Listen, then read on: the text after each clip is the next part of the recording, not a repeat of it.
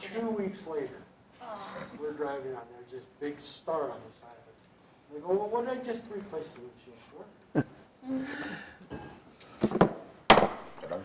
All right, we'll bring the meeting to order at 10:30 a.m. The agenda.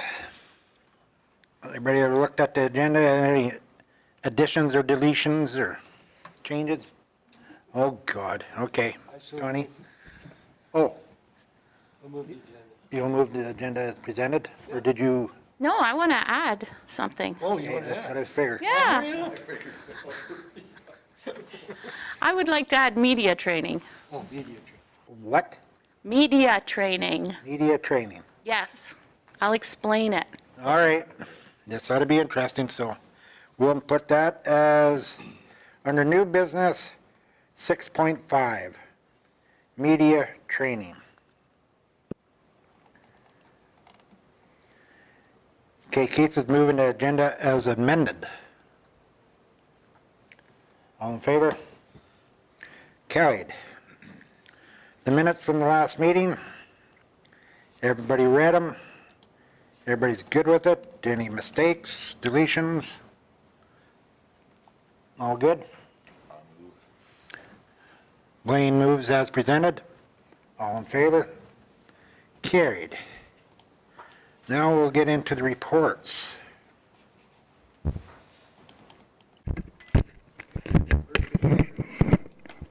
Fieldman's report. Should we be changing that to agricultural field woman's report? No. No. No, I'm fine with it. I'm fine with whatever, quite honestly. I had considered, though, calling it, I don't know, like my title at the county is the manager of ag services.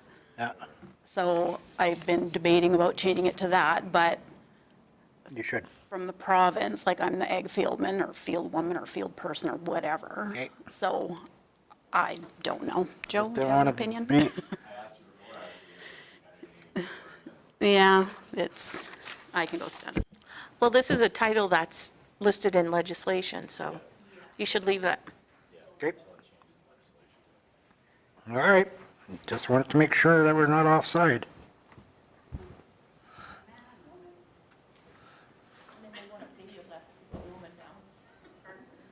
Oh, geez. My mic was off. Yeah, I hope so. yeah. You can be removed.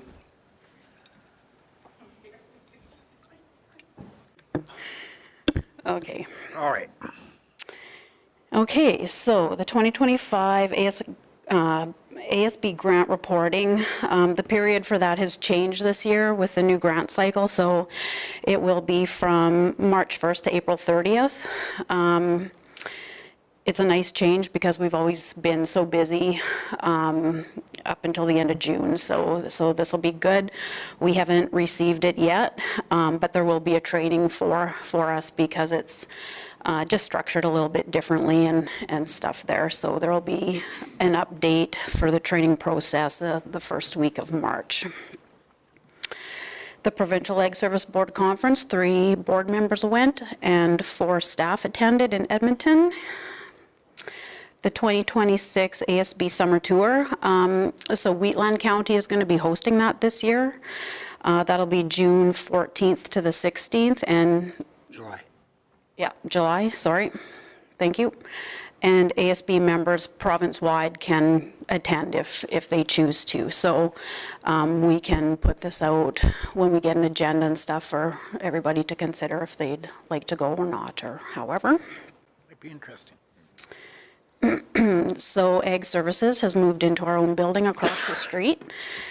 So that's a nice space for us, and it'll be great, like when the summer staff are here and we can all be in one spot and a good spot for us to work from. So that's been very nice.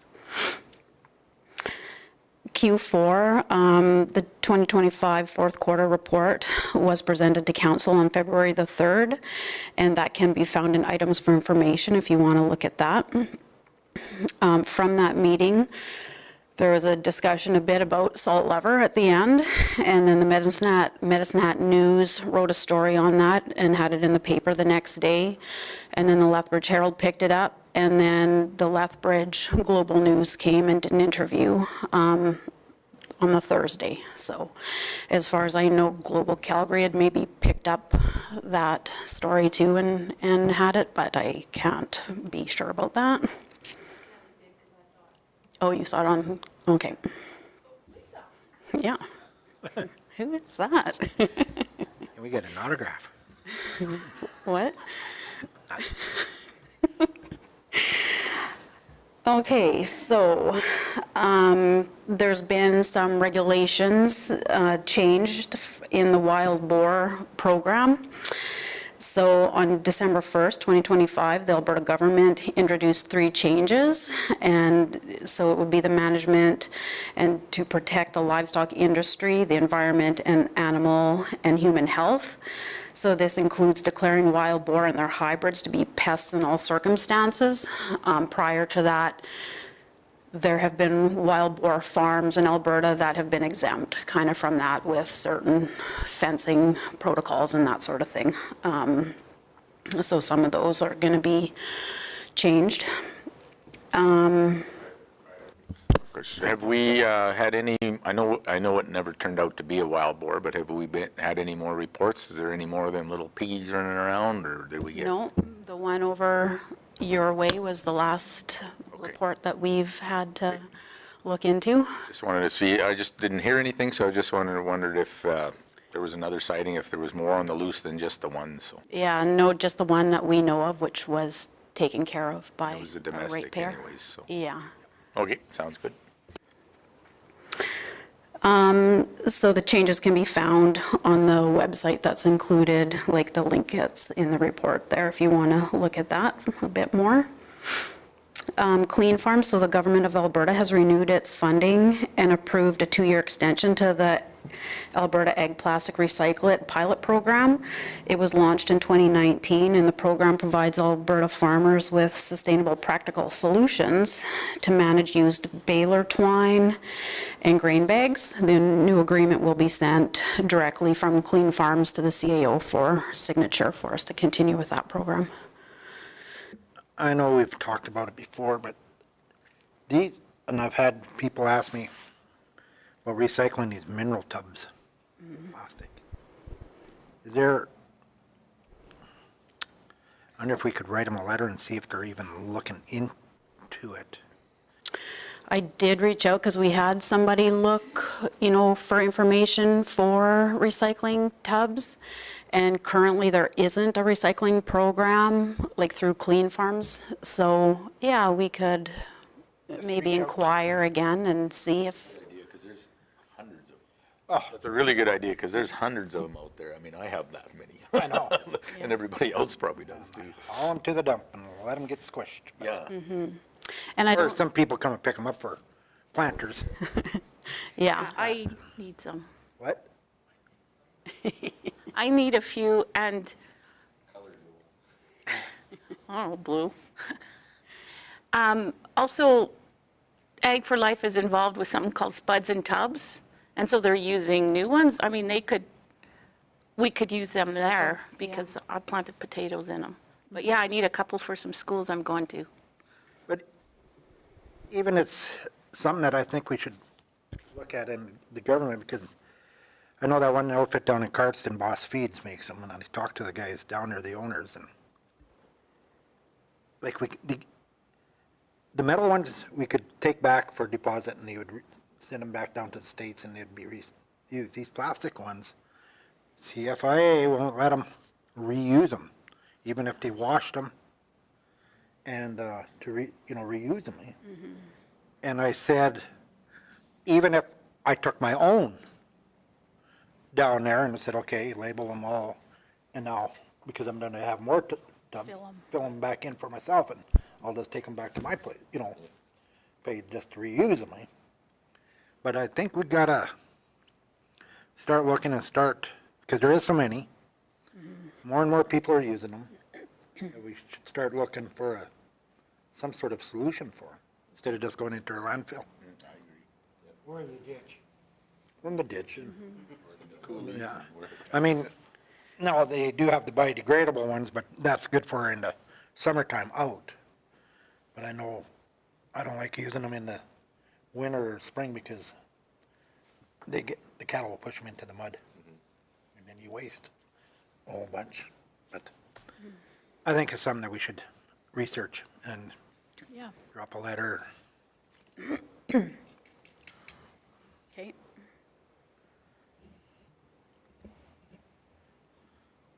Okay, So at the end, we'll make a motion. sure. Okay. Okay. Sorry about that. Carry on. No, that's good. The 2026 Alberta Invasive Species Council Conference and Annual General Meeting will be March 11th and 12th in Olds. They also have a pre-conference workshop on the 12th this year, because they have that specifically with extra pesticide applicator credits for licensed applicators. So we're planning on attending that. With our annual sponsorship, we are members, so then we get a discount on the conference and the workshop and all that anyway, so that works out nicely every year. And the draft agendas for both of those can be found in items for information. 2% liquid strychnine. So on February the 2nd, the PMRA communicated its decision denying Alberta and Saskatchewan the emergency use registration for 2% liquid strychnine. The rationale was that the mitigation measures proposed did not sufficiently address the non-target species type thing getting, yeah, so that's too bad, but they're gonna try. And so the resolution, the ask was to have it for 2026, which was kind of a big ask. So they're gonna go back again and try for 2027. So we'll see how it goes again. The information from ADM John Conrad and the ASBPC can be found in items for information again. The Weed Control Act regulation and updates. So the regulations have been updated recently, so there's been changes to weeds currently on there with different classifications. Some have been removed and there have been a couple new ones added.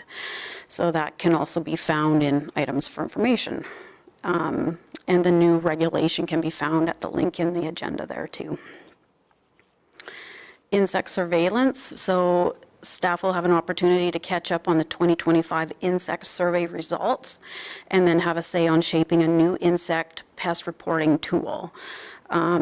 The specialist with the government, Amanda, will be providing a brief overview of the results, like I said, and then the 2026 outlook before getting into making changes to the process and tools and things like that. So they're hoping to kind of summarize by region or municipality and different things. So that'll be a nice change. For summer staff, interviews are currently underway. We've done a few, and there's another one or more that we still have to do. And I guess that's the end of my report. Is there any questions? I got one. It's nice to see your staff is quite busy during the winter here. Under the Weed Control Act, have we, with Downy Brome, what we've been using for spraying, has it been working, or have you seen, what are the results like? It does. What's going on? There you go. I didn't even touch it. So the last few years, we've been using Esplanade, and it doesn't kill what's growing, it keeps seeds from germinating. So you don't see it the year that it's applied, like results, like we would hopefully see it if we sprayed last year. We should see that hopefully there's no new Downy Brome growing on those treated roads. The problem is it needs moisture to get it into the ground to create that barrier so the seeds can't go through it and survive. And it can't be disturbed. So if we spray the edge of the road and then the grader goes and plows it up, it's wasted. It's not going to work anymore. So it's a huge expense. It does work when it's done properly and left alone and can do its thing. There's been results in the States where it's good, like 3 to 5 years potentially if it's not disturbed. So there's been really good results with that active ingredient. But yeah, we haven't been using it enough to see that yet. And it's registered for like roadsides and things like that, but not range and pasture. So if there's downy brome in your pasture, there's nothing to treat that with yet. They're working on it. Wayne? Well, I'll make a comment on that. Pretty sure that, there was some roads sprayed in my area, especially there was on Township 122, and if my recollect is right, it looked like way less last year compared to like 2 years ago. So I think there's some potential results there. I'll pay more attention to it come spring, but Yeah. I'll, Yes, those roads Monitoring were that. sprayed in the last, not so much, a couple last year, but the year before. There yeah. was a lot done there. yeah. And yeah, that's what we find, and we have to blanket spray that, because as soon as you shut the sprayer off and there's a couple, spots that aren't covered, then those weeds are gonna grow there. So it does have to be a blanket spray, and yeah. It does, it does have good results So one of my suggestions would be talking with Public Works to make sure in these areas that Ken knows that we sprayed it, that he doesn't decide to do a shoulder pull yeah. on the road.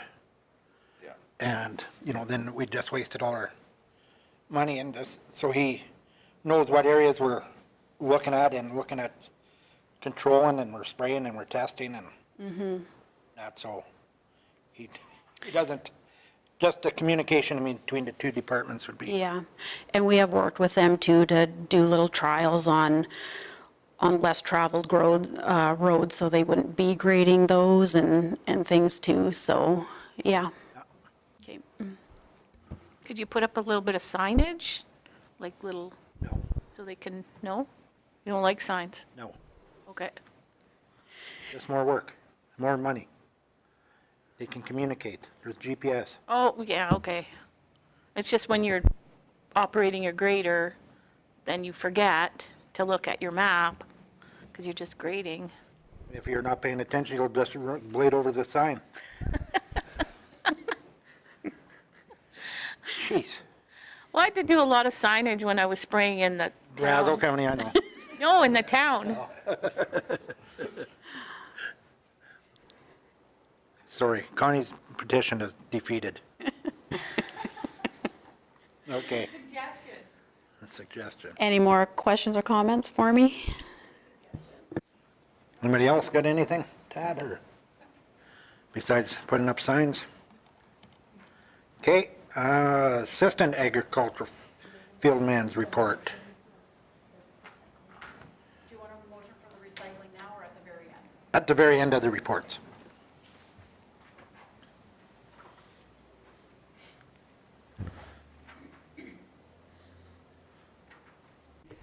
Thank you.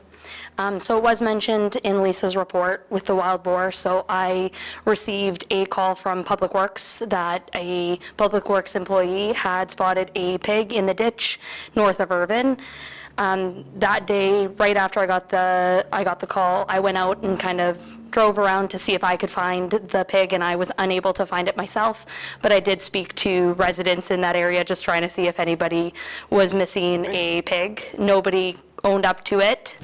And then I got a call over the Christmas break that it had been dealt with.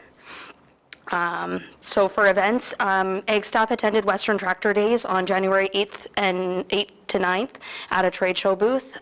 We had many people stop by and talk to us, mostly about rats and wild boars. Our rat on rat stickers from the Alberta Invasive Species Council were a huge hit, and we almost depleted our supply of those. For workshops, I've been working at putting together a few events for our producers this spring. However, I have found out there have been quite a few program changes on some of the events we usually host and that are on our business plan. So the Land Stewardship Center is preparing to move toward an orderly dissolution, and this organization was housing the Green Acreages program. So until maybe another organization picks up that program, as of right now, we can't put that on. As well as the Working Well workshop has now been moved to the province, kind of spearheads that now, and they do 2 series a year, one in the spring and one in the fall. And like I said, it's a province-wide event, so municipalities no longer can host these on their own. We will be putting on an environmental farm plan workshop on March 4th here at the county office in the afternoon. Registrations will be collected until next Friday, or this Friday, sorry. How's the registration been so far? The manager of Ag Services has reached out to every person that has, in the last couple years, applied to do an environmental farm plan that hasn't completed it. So hopefully we get lots of those people that have kind of started but haven't finished. Do you have anything you want to add? I know of one person coming so far, but I just sent that email yesterday. So hopefully, I think there was 15 on it. So hopefully we can get a couple from that, but we'll see. And then actually stemming from Western Tractor Days, we were approached by a local 4-H club, and they asked if we would be willing to come and do an invasive species presentation for the 4-H kids. So on March 8th, I will be doing that before their 4-H council meeting. So that should be interesting. And we have been coordinating another tree care workshop with Tozo. This event will be March 26th in the afternoon. We have also invited a producer from a local tree nursery to come and present as well. We're just kind of finalizing the location of that, and then our communications coordinator is working on an advertisement to go out. And we have also begun to coordinate a soil health related workshop into the fall. We have contacted a speaker who spoke a couple years ago on a virtual soil health webinar. So Foothills County actually had one a couple months ago with this speaker, and they said it was really well attended. So hoping for some good attendance as well here. A spring edition of the ASB newsletter will be printed and distributed in the April 7th courier. Newsletter items must be submitted to myself by March 25th. So if anybody has anything that they kind of want included in that, feel free to reach out to me. And as well, I've been working with communications coordinator weekly for social media posts on Facebook.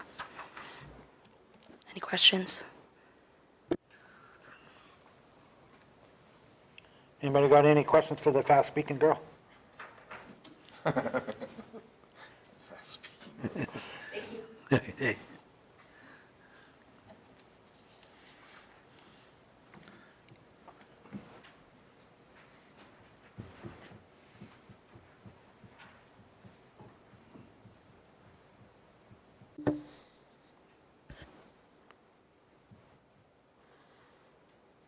Go ahead. I'll try to get through this without losing my voice, so sorry, it's a little hoarse. So I've been working on our SharePoint, getting our spray reports and inspections into that. Hopefully this will streamline our processes so everybody can do it on their phone and submit it digitally, and it'll automatically go to whoever it needs to for approval. And then I've added some web pages for quick links on important topics such as weed inspections and health and safety updates. Seed plants, ag staff completed inspections on a couple mobile seed plants, and then went through the samples for weed seeds. The activity tracker, so I made an activity tracker for our whole department to go through so we can keep track of all inquiries and activities, and this will assist the manager of Ag Services in quarterly reports and grant reporting. Equipment, I've been working with Fleet to get our spray and rental equipment organized for the season. I've been getting calls about rental equipment for the season already. I've been updating all of our documents for 2026 with the new rates, and all of our inspections and stuff from 2025 are going on so that we can find that. And then I've been moving twine bags that have been full at all the transfer sites to the Hilda collection site. Any questions? You can put me down for that seed drill this spring. Okay, will do. Anybody else got any questions?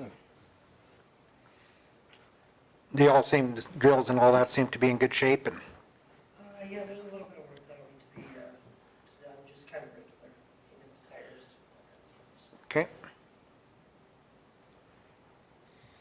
Okay, I'll get somebody to move the reports as presented, and then we'll do that motion. Kyle moves the reports as presented. Then I'd like to make a motion that we get staff to look further into the possibility of recycling or reusing mineral tubs. And then we can come up, even if we write a letter to the, He never looks over here. I'm not done yet. Oh. We're still talking. Okay. Write a letter to the, maybe the Minister of Agriculture. Wouldn't hurt. Okay, Connie? Okay, thank you. So with these mineral tubs, would it be possible just in a short term for one season to have a small collection site, maybe at the ag building? And then if people want some for gardening purposes, they can go pick them up? Nope. Nope? Okay. Well, Sort through so much garbage, because everybody's just gonna bring all their tubs. You're gonna have to Oh, pick we'll out just the bring the good and ones. then you're gonna Oh. Sort through and. Okay. dirty ones, and then we need staff there, and then we got more traffic going in, and Okay. just, So who can give me some tubs, some good yes. tubs? Okay. Come on out. Everybody. Everybody. It'll be on Facebook even this spring. Mike doesn't have enough for what I need. But no, that's, what you're looking at, Connie, is extra work then for our staff too. Well, I has to make- you have expecting to- people to bring good ones for school And you know how that purposes. Yeah, It doesn't. okay. You bring the whole stack, Yeah, and then we're stuck with a big stack. And then what do we do? okay. Then we'll have to raise your taxes more to deal with them. And then we'll go to the press and say, due to Connie Kapler's motion. Is there like a plastic recycling facility in next out of the area or something that we could reach out to? I think the closest one that chops them up and that is in Calgary. Because I know at one time, that outfit there, they would make them delineators, you know, that you see along the highway, the white and out of recycled plastic, eh? But, So, I have a question. yes, That's a good question, because what does the, where does the recycling, the plastic recycling stuff go? Like from Medicine Hat, you can go to the mall or whatever, and it's got, to put the plastics in, but you can't get a tub in there, because I mean, the thing is this big, so I wonder if a guy could reach out to that, or whoever's taking that stuff, and see if they would, or be interested in Because taking. that's kind of what I was instructed, like when I reached out to Clean Farms. But, I mean, you can't take them to the mall and leave them there. Like, what a disaster that would be, like the same thing, right? But yeah, like where do those bins of plastic go? There's got to be a holding facility here somewhere. It used to be down in the flats, right? Like by that greenhouse or whatever, I thought, maybe not, but there's got to be something, and I don't know. I'll have to look into it and see. yeah, we'll have to look into it, because I know Yeah. that one time with cardboard, somebody followed that. They come and picked up the cardboard bin, they followed it, and they weren't too happy, because they just drove out and they went down Highway 41, on top of the hill there, they made a left-hand turn towards the landfill and Dumped her in. dumped her. Can we provide, so the City of Medicine has the contract with Good for Life for the recycling. So they handle both the, like the transfer stations that they set up for recycling, as well as the household blue bin program. I believe that all gets carted up to one of their central locations. It used to happen actually up in Briar Park. Reddy had a contract up there for sorting and putting together before it got shipped out to Calgary for the plastics. But Deputy Mayor Hawk, you were absolutely correct that it is very much commodity driven. So whatever the price happens to be for that commodity, whether it's plastic or cardboard, drives what happens to that product. So when product is good, or the price is good and things could be sent back to China on the plastic side, then there was a great premium for plastic. When that price goes down, it goes into the landfill. It is. But if we don't start or try to look into it, it'll never happen. I just feel it's part of our to try. Maybe just one more other point on that. It's, I think with the changing, scratching my head for the legislation change, but essentially producers have more commitment for what happens for end of life for their product. So I'm curious on this one if there is some sort of a price tag or something, because most materials that you take back now, whoever made it had a responsibility, especially for plastic, and that producer of that plastic has some sort of responsibility to take it back or to have it paid for to manage. But so I think we could probably do some research on this one and come back with a report. You know how many straws we can make out of all them tubs? Keith?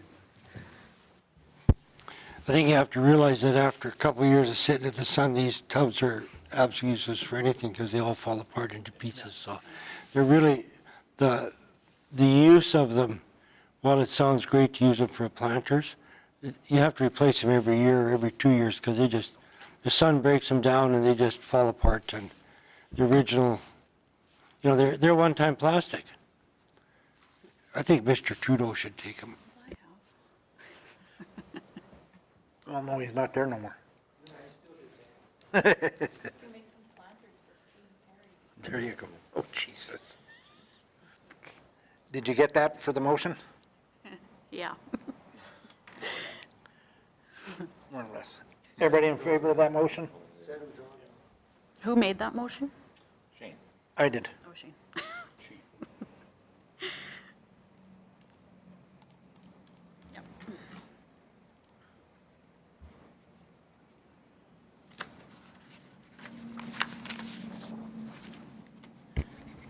Is there a seed plant report at all? Actually, not a lot to report on that. It's status quo at the moment. I guess we'll see how the spring cleaning goes, but I think the mobile plant is parked at the moment. I'm not sure, but it should be busy, but we'll see. Okay, perfect. Really nothing to report at this point. Okay.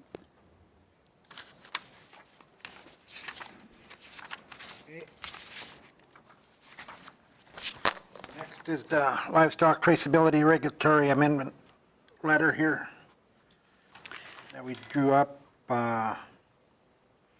Cypress County Council sent us on too, and we thought it'd be good for the Ag Service Board to also send one up.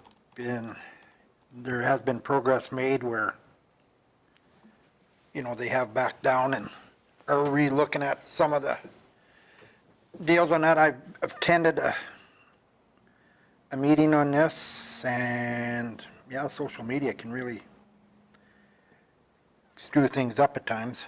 There was a lot of false information out there too at one time, so it looks like it's all going to get not rectified. I mean, there is going to be some new changes, but they're not going to be implemented right away, and there's going to be more industry opinions and consultation going on, but I think all letters will help. Okay. Blaine, you're gonna move that? I'll move that, and yeah, I think the more that we just keep it in front of the people, or the, what do you call it, the government in front of us, I think the better that they're aware of, of the issues that agricultural producers maybe have with some of the CFIA rules, so at least they know some of the concerns. So I think it's a good thing for us to support our producers by sending a letter. Yep. Okay. So, the motion is that ASB move to accept the letter as presented and sent to Minister Sigurdsson. All in favor? Carried. Did any of you guys see ABP's meeting here on Monday next week, the traceability stuff? I didn't, but Shannon went, my wife had gone, I was not home, but my wife had gone to the Brooks one. Yeah, well, that was the one in Brooks, that was just like the producer town hall, but Monday next week, ABP is in Calgary at the Sheridan Cavalier, is having a full traceability meeting that you can register on their website. Government of Alberta will be all in attendance, as well as the whole ABP Board of Directors. CCA will be there, so they're going to have this, they're going to start this town hall process next Monday. That's good to know. Could we, I mean, imagine, could we put that out in social media then too about the meeting so that people? Yeah, we just have to, ABP shared it yesterday, so just be, the county could share it on our Facebook page, share ABP's post about that. And it's a register thing, so you just go on and register for it. Number beef processor. Okay. Next is Ag for Life sponsorship. I have Okay. a comment on this. Can we have a motion first? Yes. Discuss? We should talk about it first, actually. At least do the. Yeah. It's okay if somebody else wants to talk. No, Lisa can. So we've had a request letter, again, annually. We generally get one for $1,500 again this year. We had requested some information of, who they reached in Cypress County and that sort of thing over the last year, just so we had an idea of what goes on in the county, or, that sort of thing. So there's been about 400 students from the urban school that will get this training, and specifically Spuds and Tubs program. Kids there? In urban school? Holy guacamole. So that's good. And I guess I would just say, like we've always kind of been talking about promoting agriculture and that sort of thing to not necessarily farm kids, right? But city students who don't know about the farm or where their food comes from and that sort of thing. So they're clearly reaching out and having, educational opportunities in the city and in Red Cliff. So that's nice to know too, that they are in our areas, in general. So just that I wanted to throw in there too. I guess looking at it, my question, I guess, would be for Connie on it. Like, not as much uptake, I guess, as I was hoping to see from the schools, specifically in the county. And like, it's nice to see Red Cliff has one teacher, but there's, a lot more schools out there. What's the drawback in getting more schools and teachers involved? Is there a hiccup there, and how can we, either as the county or as producers, help you to increase your reach? Well, so it has dropped considerably because Ag for Life took out the zone coordinators. And since then, it's gone way down. I mean, as a zone coordinator, I contacted the teachers personally, and they got involved. Now, they lost that link, so the schools aren't I mean, now it's just an email, as far as I know. They have to sign up, they have to create a profile. And so last year, I think I only did 2 schools, and that was the first year without me being a coordinator. And before that, and having coordinators doesn't cost that much. We didn't get paid a whole lot. It was mostly volunteer. And that was the biggest mistake they made, was to get rid of the zone coordinators, in my opinion. So, I mean, they're asking, I mean, it's dropped way, way down. I mean, I've got 2 classes this year, 1 in Burdette, nothing in Medicine Hat so far. When we did it with the zone coordinators, we all met in January, and you had your list of schools. Now, like, they come dribbling in, and they're just not getting it because there isn't that regional contact person anymore. So I think that was a huge mistake. They had a province-wide coordinator, and then that was gone, and that now the zone coordinators are gone. And so, yeah, I don't like where it's headed. I talked to the coordinator up in the Peace when I was at conference, and she said, yeah, she hasn't got a single class. And by January, we knew what we were going to do. And we were able to line up our volunteers. So, I mean, I had over 20 classes in my zone, and now we got 2. So I would like to, I mean, my suggestion is we don't donate them the full amount this year. I'd cut that in half, because they're not showing any results in Cypress County. So why would we? Kyle? Is there something that we could do as a county, rather than giving that money to Ag for Life to put on these programs? Is there something that we could do as a municipality, rather than giving that funding to promote agriculture, like through Cypress County's Ag Service Board, putting some money aside through the county to reach out to local schools, maybe partner with Prairie Rose and some of their ag programming and stuff, and kind of support that, because that has benefits directly to kids in the county, right? So maybe there's a better way we can direct that money to, like you say, not just help county kids, but also kids in the Medicine Hat school system too. Okay, Kyle, the county is with, teaming up with Prairie Rose. We have, now with this new school. At one time, we were donate them land for their new school. Yeah. But now we're going to be helping with down there, so we are active with it. The real problem is, and the wife was part of it, and I forget which school she was at. So they did these gardens, and the kids were right into it. They planted vegetables, it started coming. And the sad part is vandalism. So they quit. Because they started coming up, then all of a sudden vandals come. I forget which one it was, but anyway, so they get discouraged then. So why go through all that work, and then they get vandalized? And that's an issue. We have a total lack of respect at times, and it's the way it is. So it's hard. We can go there, we can teach, but for them to physically do something, like Irvin is lucky because they're out there, but in the city here, it's tough because of the vandalism. So, all it is class presentations, and that goes in and out, but for them to do something.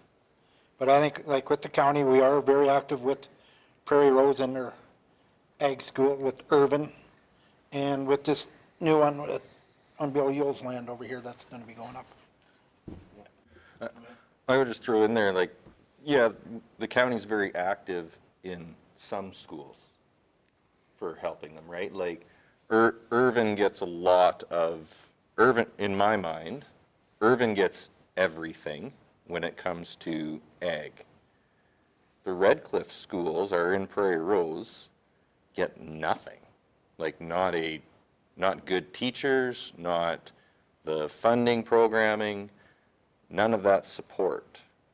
So yes, vandalism is an issue, but outside of that, just the classroom presentations of being able to get into the schools and show kids in these other schools outside of Irvin that there are careers in agriculture, and agriculture is a worthy occupation to get into. Because the way I see it right now is our county throws a lot of faith into Prairie Rose, but Prairie Rose limits where they put their ag schooling into. Irvin gets it all, little bit out to 7 persons. My kids in Red Cliff, if they want to be part of any of these programs or academies or anything, they don't even provide busing for Red Cliff. I would have to drive out from the ranch, pick my kids up to drive them to the airport, to drop them off at the academy, to then pick them up and drive them back to school again. Where kids from the city are provided busing to Irvin to attend these programs. So I'm just saying, That's like, you can't just pigeonhole it and say, well, we support Bill Yule's program, we support this. At the very least, the county could be looking at doing just presentations. Like, that's not hard to get some producers to volunteer to go into this and support that way. I don't think that's a hell of an ask to support agriculture in our municipality.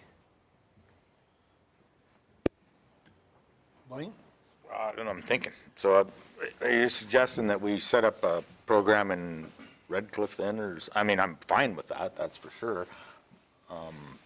Because I know, like, in Irvin, they do, well, I did a presentation for the Urban Ag Discovery on feeding steers and different things, and they had a bus, actually Suffield, Ralston brought a group of kids out to listen to it too and stuff. So maybe it's a issue with, you know, Red Cliff School Board or whatever that needs to be addressed from either whether it's Prairie Rose or from us, that they need to take more involvement or ask them to have more involvement in the program. I don't know. I don't know what the answer is. I'm not saying like involvement in that program. I'm just saying, like, if the county's going to give, if we're earmarking $1,500 for this, and Connie's saying we're going to half that money to them because they're not showing the results, right? Could we take that extra $700 and, as the Ag Service Board, say, okay, we're going to reach out to 5 producers, and, like, for me, for example, I'm going to say, I'm going to go to IF Cox, Margaret Wooding, and Parkside and say, all right, I would like to come in and give presentations to your class on beef production, similar to what you did, right? But something that we could do as a municipality to get that out to kids in our area versus giving that money to Ag for Life that isn't putting the results back into our area, right? sure. Could we do that in a I was just different wondering way? what the thought was, where the program, where you were going with it, and I get, yeah, that makes. Like, let's just that take would that make $700 sense. and just Yeah. move it over so that we can use it better ourselves versus giving it to Ag for Life that isn't showing the results. And Irvin they're doing a great thing. I have nothing against that awesome program. Red Cliff can't really do it, like, space constraints, right? Like, how do you do it? Like Shane said, you can't set that up in Red Cliff. But how do we get the ag education and just teaching kids, you know, when you're driving by on the highway, this is what you're seeing out there, this is what's happening, you know, getting that understanding so that they're thinking more about agriculture, and it's not just the red barn out on the side of the road. There's different career paths in agriculture for kids, and getting them starting to think about that at a younger age, right? So that, you know. That could easily happen here, as we just have a Cypress County version of the classroom agriculture program. And the teachers can sign up with us, and then we would, I mean, I'd be happy to do that. You were coordinator, right? Pardon me? You were coordinator? Yes, for Zone 1. We just give the $1,500 to Connie and have her Yeah. There, Rick Silverton. That's my question, like, I mean, I don't know what's the, okay, so what does the $1,500 do when we give it to Ag for Life? What do they do with it? They pay teachers, or like, what do they actually do with it? Well, for the classroom agriculture program, booklets get printed out, and then they are sending directly to the schools. But as coordinators, we did get some money when we went to a meeting in Calgary, and we all, I mean, it worked really well back then. So I think they had trouble filling some coordinator positions, but I mean, I was a coordinator here for like, I don't know, 10 years or more. And then before that, Marg Schonhofer was, and so there's probably only ever been, since its inception, 2 coordinators in the South. But it falls apart when you get to some of the other regions where they seem to change coordinators all the time, which is maybe why they stopped doing it. Okay, all very good discussions. Would, Joe, help me here. If we funded, or Connie there, you know, instead of doing this $1,500 for this program, make Connie, gave her the $1,500 for transportation and that, she'd have to get a hold of Prairie Rose to get permission to go into these schools and do your thing. Is that something you would like, or would we be offside by employing, giving money to one of our people on the board to do this? This is the... That's a very good question. That's something I think I might need to take back and just work through it, even with our legislative coordinator. I'm not sure exactly on our policies with the Ag Service Board membership to do something like that. I mean, I also think too, a little bit of a scope is probably warranted on this one. Like, are we just trying to exactly replicate the Ag for Life program and using those same materials and coming over? If so, I think I would probably question how we think we might be more effective than what that other agency's doing, other than, I guess, a more, again, defined scope or defined locations of what we're trying to hit.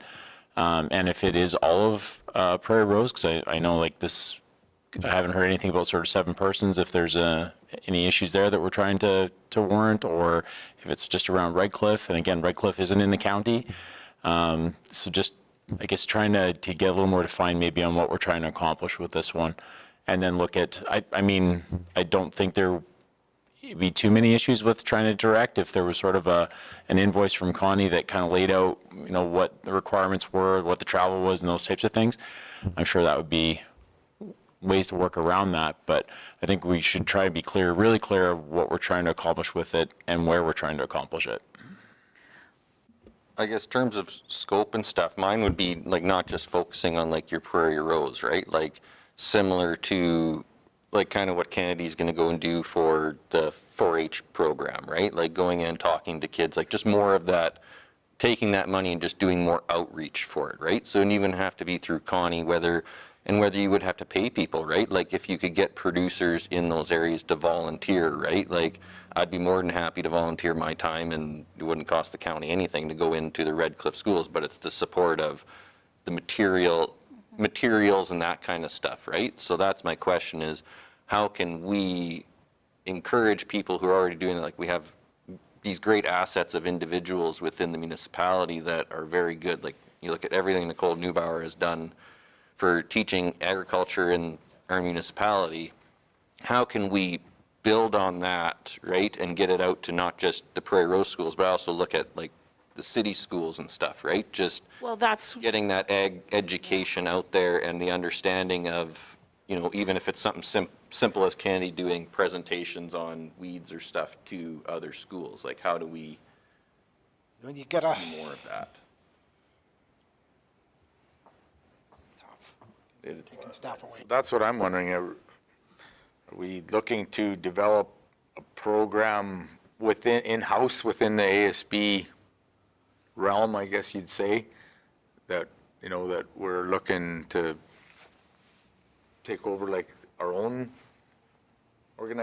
make our own organization kind of thing? Is that how we're talking about it? Because not necessarily organization or program, I should say, maybe, you know, like say, okay, let's just break it down. Like, okay, Kennedy, you know, comes up with a program that she's going to go to 2 or 3 schools or whatever and set up this plan you're speaking of. Is that what we're talking about? Is that?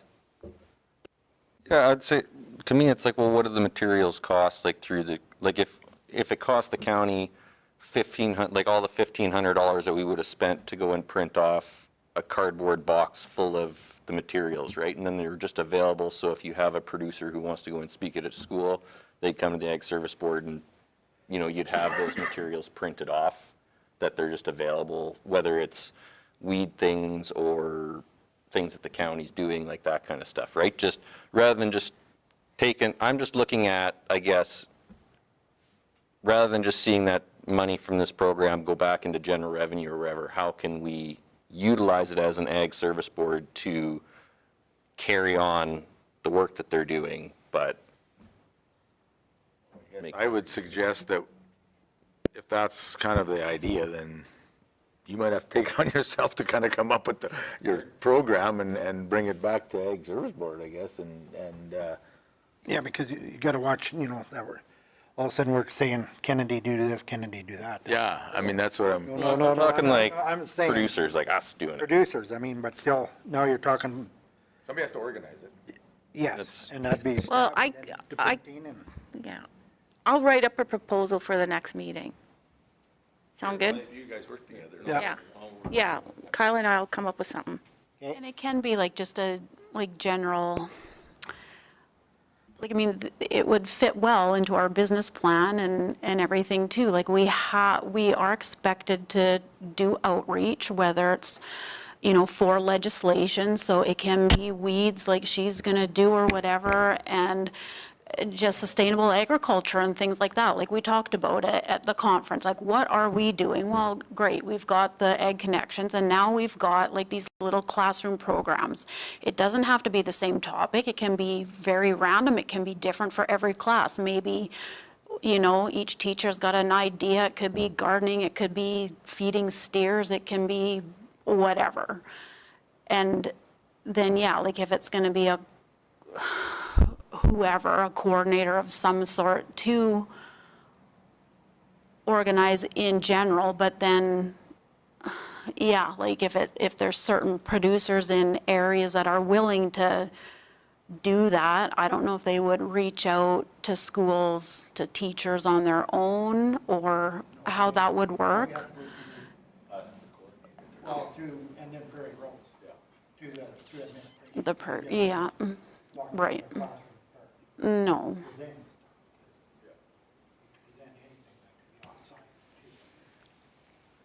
So it's something, yeah,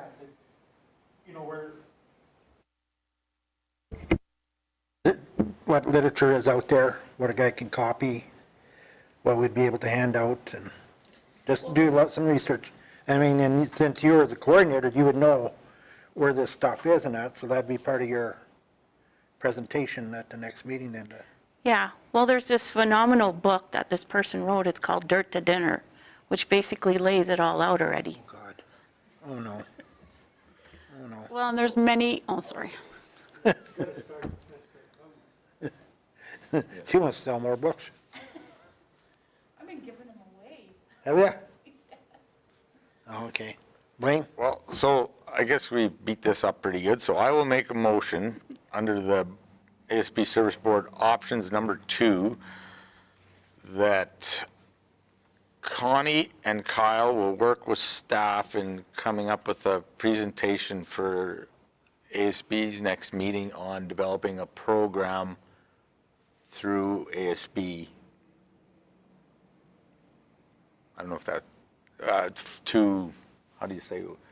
Outreach to local classrooms. Okay, for outreach to local classrooms for agriculture. Do we put in there somewhere that we do not donate to $1,500? Yeah, like if we don't want to donate, then we should. That might be a separate motion, right? Yeah. Yeah, somebody else can make that So separate. if you do or if you don't, or if you want a different amount or whatever, but yeah, separate motion. Connie kind of had a motion she was going to say. Or, Your thoughts were on it. or postpone our thoughts until we see something. I'm not sure what you want to do. Yeah, I would say Whoa, whoa, postpone whoa, it. whoa, whoa, whoa, whoa, whoa, whoa, whoa. Yeah, one motion. One motion at a time. Okay. Did you get Blaine's motion? Okay, we're gonna vote on Blaine's motion Okay. of letting Connie and Kyle do the, there. All in favor? You good with the motion? I think so. I think between the three of us, we should be able to form. You know what we want then, Yes, we know what you want. okay? All in favor? Okay. Second motion is about the money. Well, I'd hate to cut them off completely for this year. And I'd say maybe either half or down to 500. Pick a number, 500, because we can't vote on maybe this, maybe that. It has to be, okay. I was waiting for Keith's input. but you're the making the motion, Okay, I'll make the motion that we donate $500 to Ag for Life. okay? Anybody, any opinions? Vote. All in favor? Carried. $500 it is.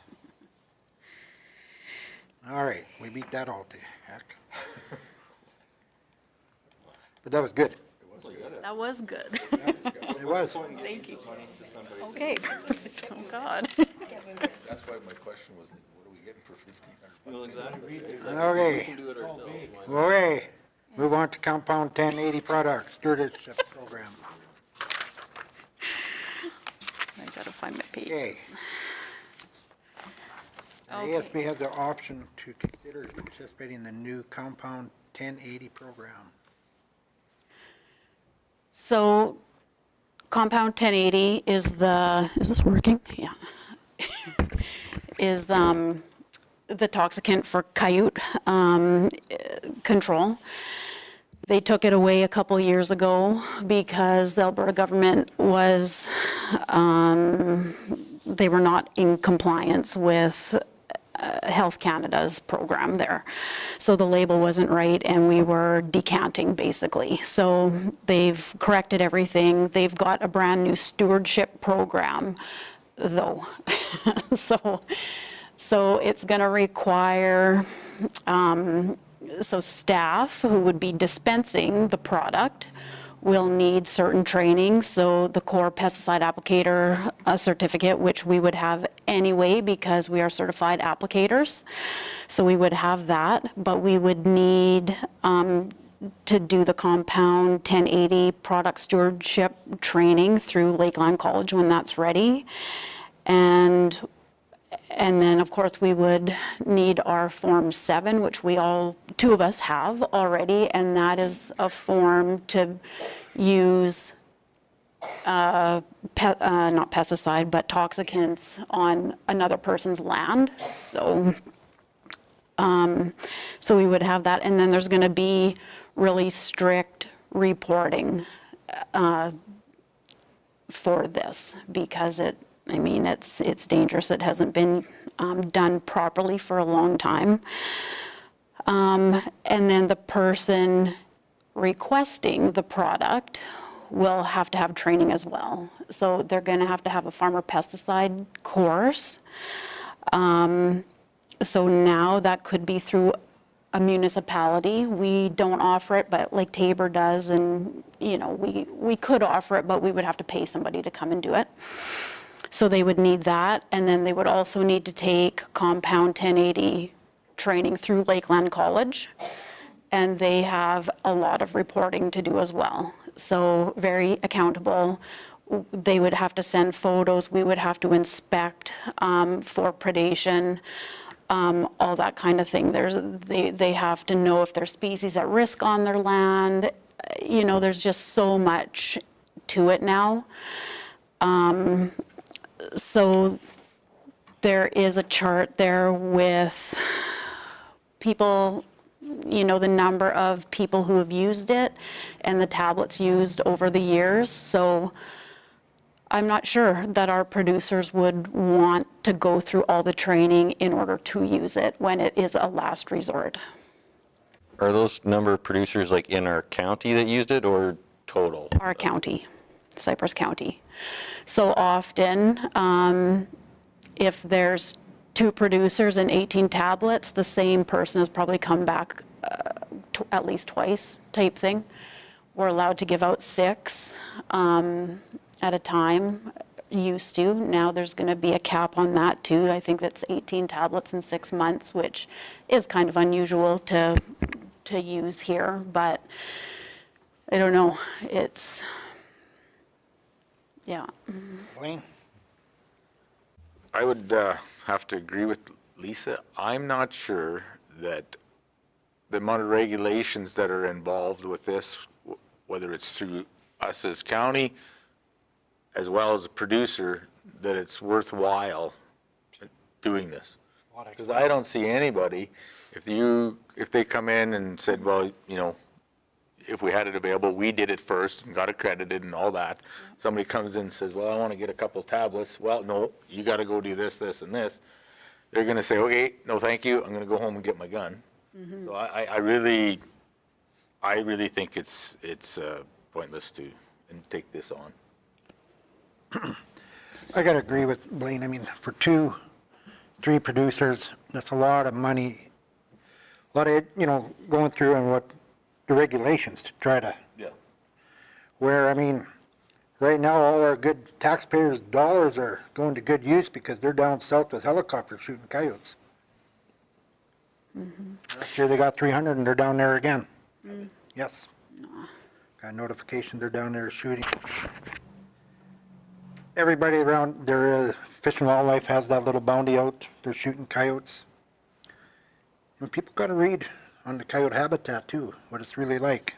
Whether you start shooting more and more, it takes a long time because they like to reproduce quickly to maintain their boundaries when you really read, you know, their habitat. But for us, back to the county and going through all this, and what's going to happen is I feel we'll send staff, go through all this training, and then somebody will come in and ask for the tablets and you'll find out, well, you got to take all this. Well, no, I don't. Yeah, you do now.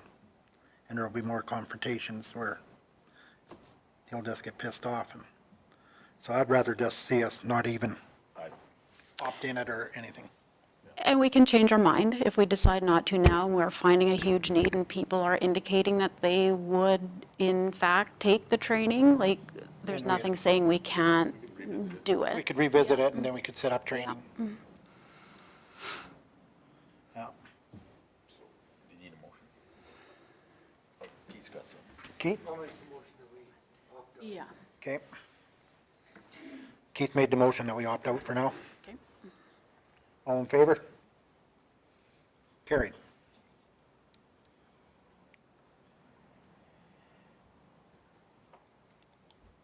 Oh.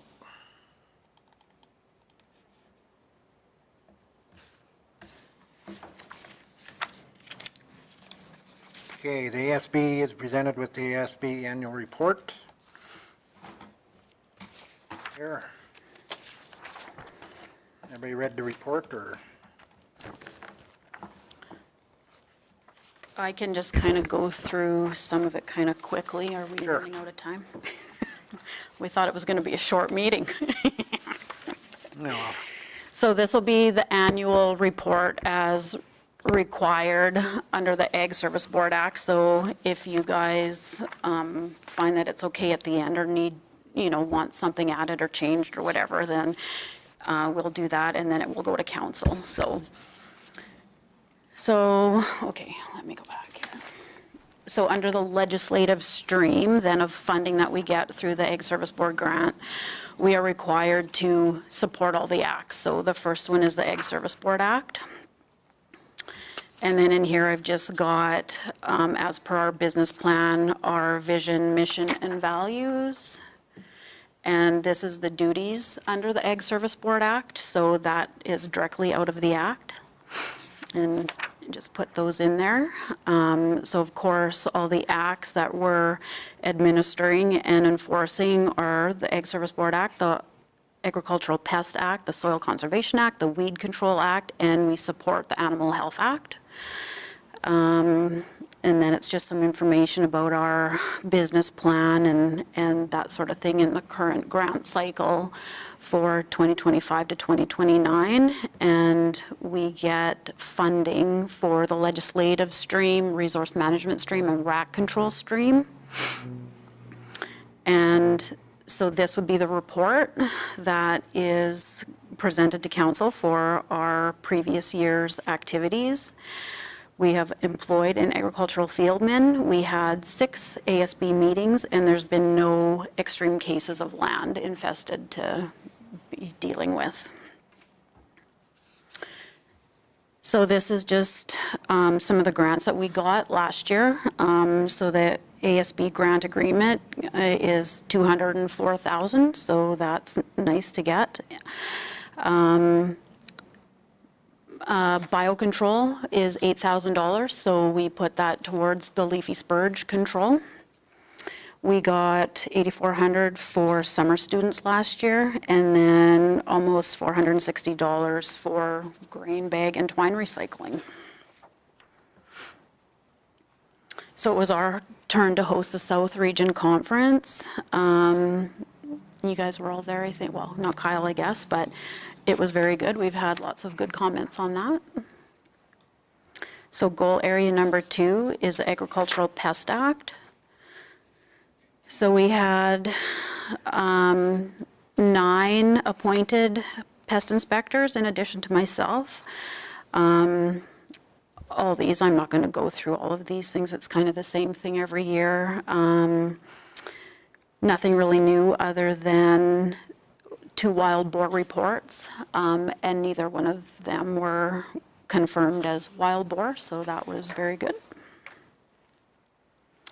These are pictures of our pest traps that we do every year. So Dutch elm disease, Bertha armyworm, and diamondback moth.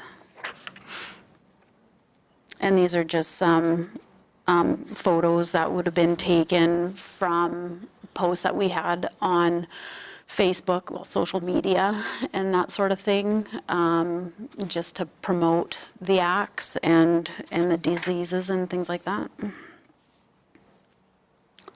Soil Conservation Act. So we've got our rental equipment, the seed drills, and there's information there. That was a very good year that we had with rentals. And then the 2 different land rollers. So it was a great year for the rental equipment, those big pieces anyway. Goal area number 4 is the Weed Control Act. So again, we had 9 appointed weed inspectors. We inspected the 1 permanent seed cleaning plant and no mobiles last year. There was 95 sites inspected and managed on private land and 158 on municipal land. Yeah, lots of hours spent digging and pulling and that sort of thing.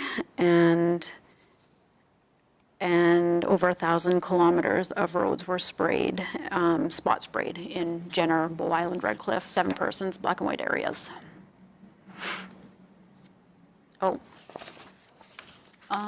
this is current. Okay, on there. So that's the map of the 2025 spray data. So anything that's colored there, it's maybe kind of hard to see, but that's everything that was sprayed last year that we're able to track. Of course, hand spraying and stuff isn't reflected on there.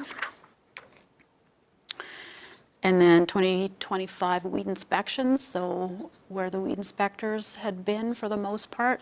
We don't map everything every year, like Canada thistle and bindweed and stuff like that. We have to go over all those roads anyway, so there's no point mapping it. So these are just other areas that we might get calls about that are new for the year, and then other areas that we return to every year. Noxious weeds, so these must be controlled. And so these are kind of the ones that we would be dealing with the most every year. Bindweed is getting really bad. and baby's breath. They spend a lot of time picking baby's breath in the highway and the ditches there. Scentless chamomile, there's quite a bit of that, and black henbane, we're finding more and more of, it seems like. And then toadflax, hoary cress, downy brome, Japanese brome, burdocks, common tansy, hound's tongue are all things that we see every year. So prohibited noxious weeds, these must be destroyed. Salt lover, there's the brand new one that we're going to have to try and figure out. Spotted knapweed, diffuse knapweed, Russian knapweed, those are very common here, and nodding thistle in a few patches. And then, was it last year, pale yellow iris was new, so we're just gonna figure, go and dig that out when the creek is low enough to get there. And flowering rush, well, that'll be impossible. That's in the river, so it's not really even our department, and it's there, yeah, like poor Saskatchewan. So leafy spurge, there was 19 sites along the river that we did biocontrol releases on, so that's always exciting. Weeds of concern, so German status is, that one property, we dig plants out there every year, and there's quite a good root system on that. And it's much easier, of course, when the ground is a bit wet. So we try and save that for a rainy day or, Desert alyssum was popular again, it seemed. And of course, showy milkweed, that one's native and it's the food source for the monarch butterfly. So we try not to kill that, but sometimes we have to. Okay, and the Animal Health Act. So we had one notice that was received from the Office of the Chief Provincial Veterinarian about an ongoing equine herpes virus outbreak. There's nothing required of that, just information to pass along. And then we try and promote some of those things in the ASB newsletter and website and social media. And then we have our RFID tag reader that was used by 2 people. So goal area 6 is outreach programming for legislation. So we are expected to promote the ASB and the acts that we are upholding and that sort of thing. So there's links and fact sheets and articles and stuff like that on the website and social media and yeah, we just keep track of any inquiries that we get under the acts. And we supported and occupied a trade show booth at the Ag Connections Conference where we promote the ASB in all our programs and services. Boy, look at that good picture of Connie.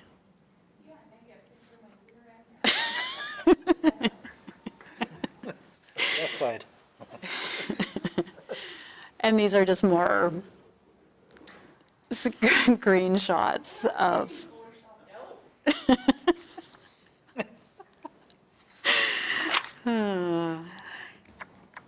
more promotions of acts there. And goal area 7 is support of extension programming to benefit producers. So this is for producers and youth. So in our ASB newsletter, we often have ads or articles and different things like that. Of course, we have our posts on social media and the website. So we awarded 3 local students with bursaries this year, so that was nice. We have opportunities for usually one producer to attend a soil and grazing conference or Farming Smarter. We sponsor the Alberta Invasive Species Council and 4-H district and team grooming competition and that sort of thing. Sometimes Heartland and Ag for Life, and this year we had, or last year we had the McNeil family as the award winners for the Farm Family of the Year. This is just a picture of some of the rental equipment. Well, I guess all of our rental equipment is on there now. That is available. And this one is the resource management stream of funding. So So this includes EFP delivery. So last year we did 38 EFPs. That was a record. and it was really good. We had lots of interactions, and the tech will go to tech training for just that kind of the updates and things like that. And we've got the tech and training, so that's very good. Kennedy's working towards being a tech too. SCAP, so Sustainable Canadian Agricultural Partnership Program, there were about 10 people who have, inquired about that program. There's not a whole bunch of interest there that comes through us. I feel like there's lots of good information on the website and that sort of thing, so people just go directly there. We had our Roots to Shoots workshop on March 24th, and there was 23 people in attendance. And then, of course, our ASB newsletter. We had 2 of those, and they are here, very small, so you won't be able to read those. And then we have to support and increase awareness, understanding, and implementation of sound environmental agricultural practices that improve local watersheds annually. So we just try and support the Milk River Watershed Council. They're great. They've got so many good activities and programs and stuff down there, and their staff has been wonderful. And CWA, we support their activities and everything too. Like, we try and promote all that stuff in the newsletter and if they have things that they want to share. And then the aquatic invasive species, we try and promote that on social media and newsletter and website, just those invasives. The ag plastic recycling, so Hilda is the official site for clean farms in our county. So we had 81 grain bags that were sent for recycling in October, so that was very good. And 1 ratepayer used the grain bag roller in December. And then 42 twine bags were sent for recycling as well. So that was very good. We were happy with that, and that's where the $459 of grant money came from. And then the Schuler transfer site remains open for the collection of the smaller agricultural chemical jugs. So there were 90 bags of jugs that were sent for recycling in October as well, and that cleaned out about half of what was there. So we'll have to get them back again at some point too to clean it out. And then this too, we just promote their ag recycling on social media and the website and the newsletter and that kind of thing. And there was no roundup this year in the county for like old chemical and expired medications and that sort of thing. So that comes around every 3 years. The rat control stream, so of course we're expected to do spring and fall rat inspections, and there was 257 sites in the rat control zone that we inspected. There were no signs or rats found. We had 4 reports of rats that were not rats over the year, closer to Dunmore area kind of thing. And on our new truck, we had this tailgate wrap put on, so that's the new campaign, Rat on Rat, so that turned out pretty good. And then we were approached and just kind of did interviews or had conversations with a couple people. One was from Calgary. He's researching information on the rat control zone to write a book. And then there was a filmmaker from London, England that I talked to one day. Oh yeah, and here, so when we get calls about rats, this is kind of sometimes what we have to deal with. So a photo of the little pocket gopher in the center there, shorter tail, so that was not a rat. And then people get all uptight, oh, I think I've got a rat, and it's like this little hole that it's not big enough for a rat, so we're confident that we can say you don't have a rat.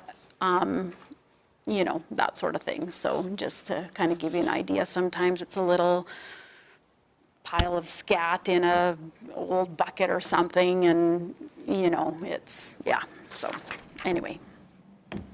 And that was it. This photo was taken by Braden, so that was very nice. I put it on too, so. Yeah, so that'll be the report, I think, to council, if you guys are okay with that. If there's anything you want changed or added, that was just a really quick version. No. Good. Yep. Okay. Anything to add? We'll just make a motion to receive for information. Everybody made that motion. Yeah. Keith was first there, I think. Keith. All in favor? Carried. Okay, that's the last thing. What? Oh yeah, 6.5, media. So- Connie, you have the floor, Thank you. Mr. Chairman. Thank you, Mr. Chairman, Senior Hawk. So when I was with Alberta Farm Fresh, we went into media training because the media would come to us and talk to us. And so we developed a communication plan. So that communication plan had questions and answers that we might be answered, we might be asked, and then you had something prepared already. And so you weren't the deer in the headlight when somebody came knocking on your door wanting a comment. And the ag service, well, you guys get asked quite a bit. And Lisa, you did a phenomenal job on your interview there on Global. So the media training was really helpful in that what to expect when you're hit up like that. So have you guys done any media training? No, I don't think so. Yeah. Nothing formal. So I'm just suggesting that maybe that's something we would like our staff to have, is some media training and a communications plan.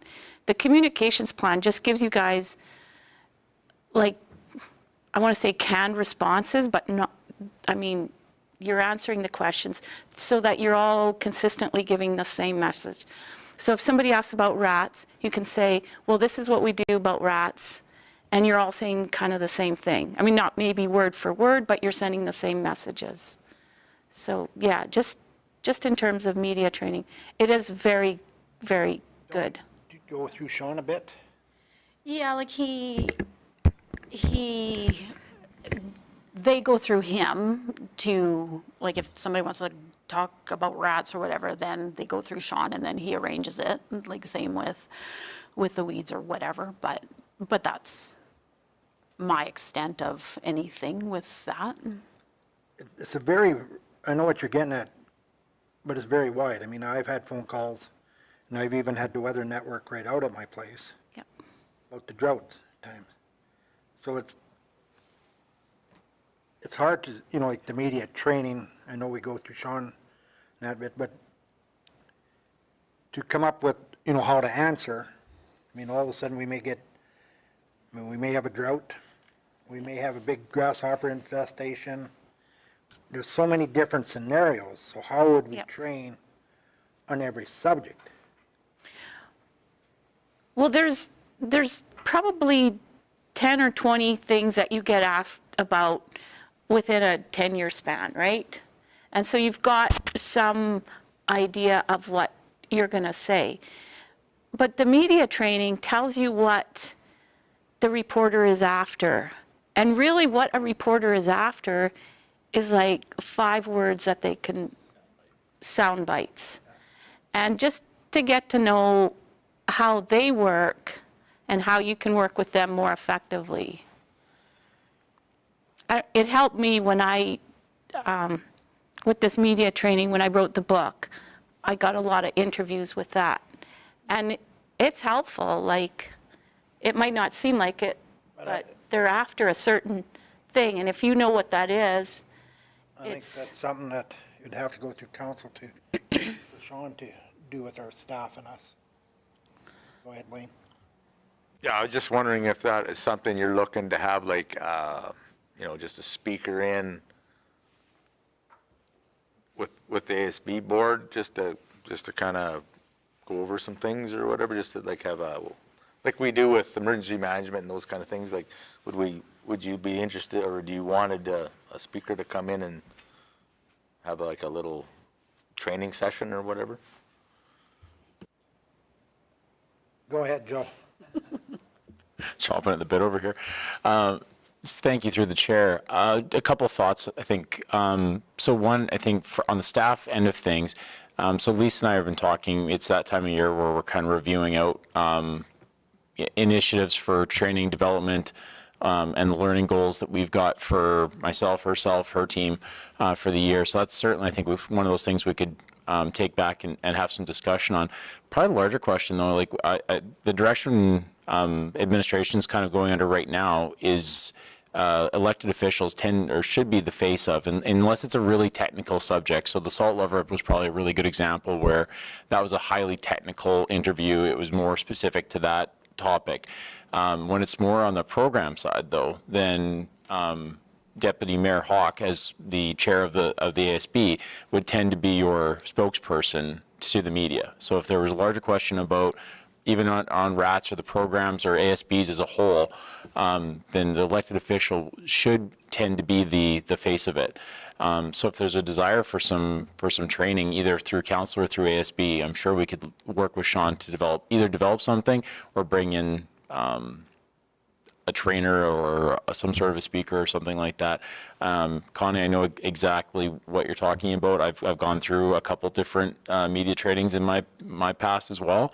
And you're right, there is some technique and some strategy around kind of how you form up your key messaging, making sure that you are keeping those key messages. And I know, like, I've worked with Sean on some of the media stuff that I've done with just having that kind of briefing to make sure that we're clear on what our messaging is, so that we can kind of deliver it as best we can to the media so that they're able to take it. And it is like, it's not an adversarial thing. They're a tool, and they want to be used as a tool to get our messaging out. So Blaine would like to make a motion that Connie's never a spokesman for the Ag Service Board. Her mic is on. I know. I was just kidding. No, I think it's something that we could bring forward, I think for all of council. I mean, just, some training. I would just say I would agree with Joe that, like, as a member at large, it's not my job to speak for the county or Ag Service Board, so it's more of council and staff taking media training versus, Yeah. I personally have no interest in it, so. And staff. Yeah, staff and these guys here and Keith and stuff, but you and I are. Staff has to, like Joe said, just uncertain. On the technical stuff.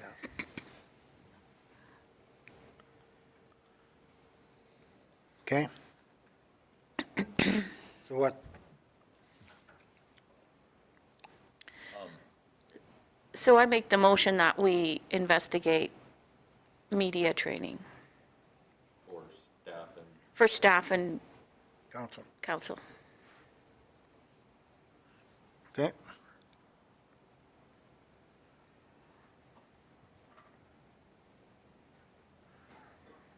All in favor? I mean, I don't think it would hurt anything. No. Especially if it was something like in-house with Sean or something like that, Yeah.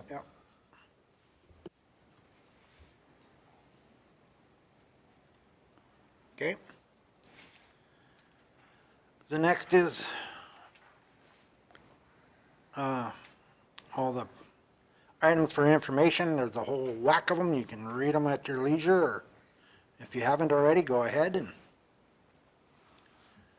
it's just for information. We don't make no motion or pass anything on that. Yeah. Well, the question on that was, is this the first year that the colleges put like those courses for farmers? Is that something new that they started doing? Yeah, I haven't seen it before. Yeah, I think so. Never seen those before. Yeah, No. I kind of missed the welding one. I just seen that. Yeah, I could have used that. self-trained. Okay. Next meeting. The next meeting will be March 25th. It's a Wednesday. because RMA is maybe the week before, so council got moved to the 24th, so we got moved to the 25th. Okay. All right, So March 25th at March 25th. 10:30. Okay. What? Aye.